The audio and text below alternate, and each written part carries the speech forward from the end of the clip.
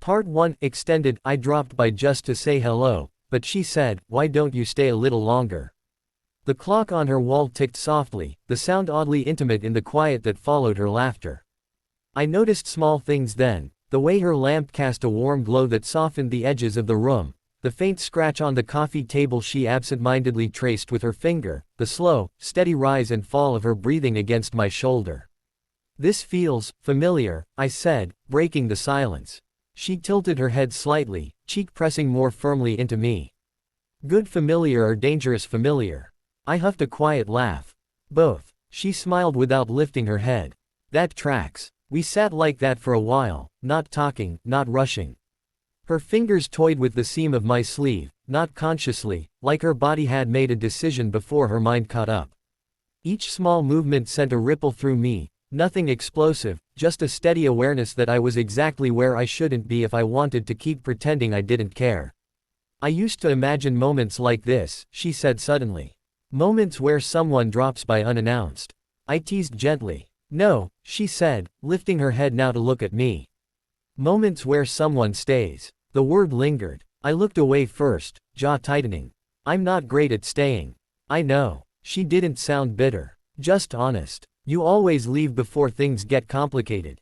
Or before I mess them up." She studied my face, like she was piecing together something fragile. "Did anyone ever tell you that leaving can mess things up too?"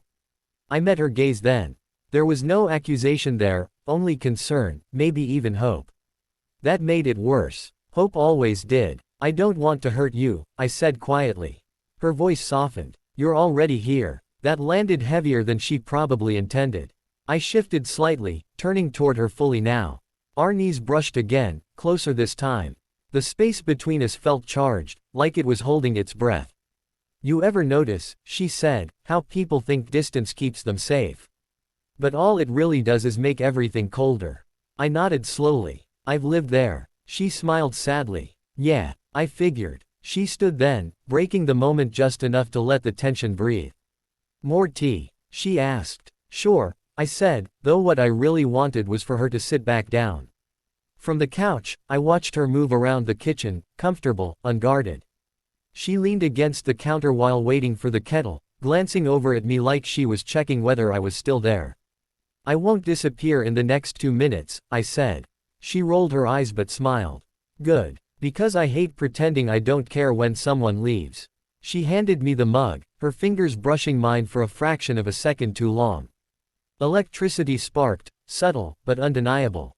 We sat again, closer than before. This time, our shoulders touched without apology. "Why tonight?" she asked softly. I stared into my tea, watching the steam curl upward. "I don't know. I think I got tired of missing things." "Like what?" "Like this," I admitted. "Quiet moments. Real ones. Not everything has to be loud to matter." She exhaled, a sound that felt like relief. "I wish you'd said that earlier." "I know." She leaned back, studying the ceiling. "I used to wait for you," she said, casual but careful.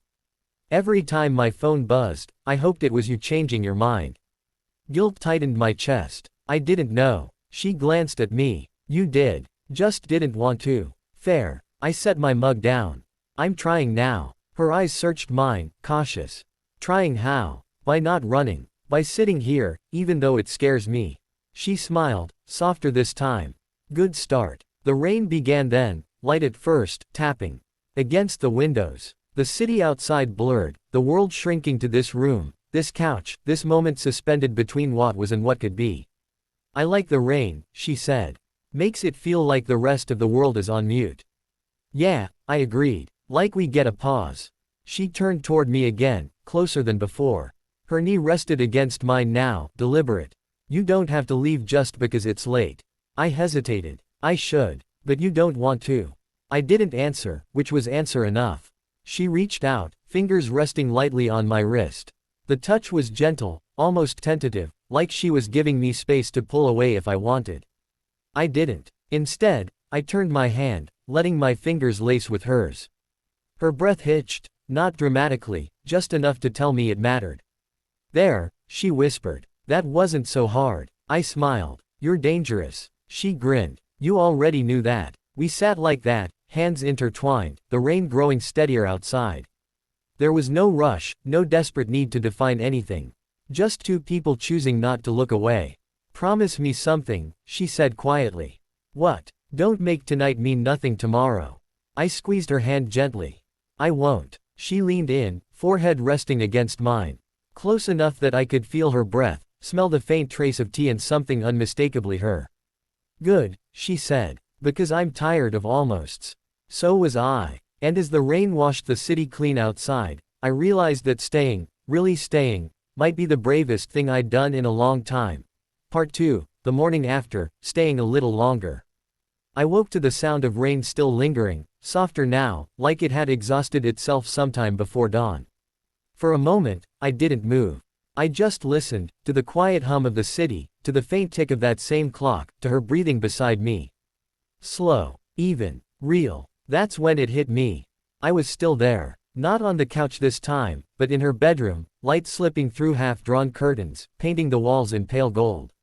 I lay on my back, one arm bent behind my head, the other resting where it had apparently decided to stay, around her. She was curled against me, hair a soft mess, face relaxed in sleep. No defenses. No carefully chosen words. Just her. Last night rushed back in fragments, talking until our voices dropped, laughter mixing with honesty, the way time had dissolved without either of us noticing. How staying a little longer had turned into staying at all. I swallowed, suddenly aware of the weight of the moment pressing down on my chest. Careful, I thought. This is where you usually run. She stirred, shifting slightly, her hand brushing my chest. Her eyes fluttered open, unfocused at first, then finding me. Oh, she murmured, voice thick with sleep. You're still here. There it was. That quiet question hiding inside the statement. Yeah, I said softly. I am. A small smile curved her lips, relieved, unguarded. Good. She didn't move away. That mattered more than anything. We lay there for a while, neither of us rushing to fill the silence. Morning felt fragile, like a glass thing that could shatter if handled wrong. Eventually, she propped herself up on one elbow, studying me. You okay? I nodded. Yeah, just thinking. Dangerous hobby, she teased gently. For me, definitely. She smiled, then sobered. Are you regretting it? The question was calm, but her eyes were careful. Braced. I sat up slightly so I could see her better. No, I'm just not used to waking up somewhere and not wanting to escape. That earned a quiet laugh. Low bar. Hey, I said, smiling despite myself. It's progress. She reached out, tracing a line on my arm absent-mindedly. I didn't expect you to stay, she admitted. Not really. No. Why did you? The easy answer would have been because it felt right. The honest one took longer. Because I'm tired of being the guy who leaves before anything can start, I said. And because, last night felt like something I don't want to pretend didn't happen. Her fingers stilled. It didn't. Good. We got up slowly, like neither of us wanted to move too fast and scare the moment away.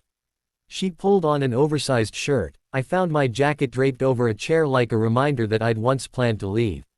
The kitchen filled with the smell of coffee, morning light spilling across the counter. She leaned against it while waiting for the kettle, arms crossed loosely. So, she said, casual but not careless. What happens now? I took a breath. This was the part one usually fumbled. I don't want this to be a one-night almost, I said. And I don't want to promise things I'm not ready to give. But I do want to try. Honestly. She nodded slowly. That's all I ever wanted. Honesty. I might be bad at it sometimes. She smiled. I've noticed. We sat at the small table, mugs warming our hands. The city outside was waking up, cars passing, voices drifting up from the street. Life continuing, unaware that something had shifted. You know, she said, I was prepared to wake up alone. I almost left before sunrise, I admitted. Her eyebrows lifted. You did. Yeah, old habit. What stopped you? I looked at her. Really looked. The idea of you waking up and thinking it didn't mean anything. Her expression softened, something unspoken passing between us.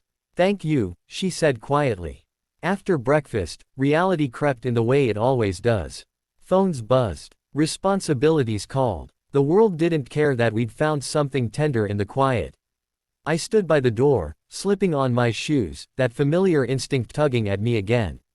Leave before it gets heavy. Leave while it's still simple. She watched me, arms folded, not defensive, just waiting. I'm not disappearing, I said, sensing it. She smiled, but there was caution there now. I know. Just, don't make me guess. I won't, I promised. And this time, I meant it. At the door, I hesitated, then leaned in and pressed a gentle kiss to her forehead. Not dramatic, not rushed, just real. Text me, she said. I will. Outside, the rain had finally stopped. The streets gleamed, washed clean, like the city had been given a second chance. As I walked to my car, something unfamiliar settled in my chest, not fear, not urgency. Hope, the kind that doesn't demand anything. The kind that waits. And for once, I didn't feel like running from it.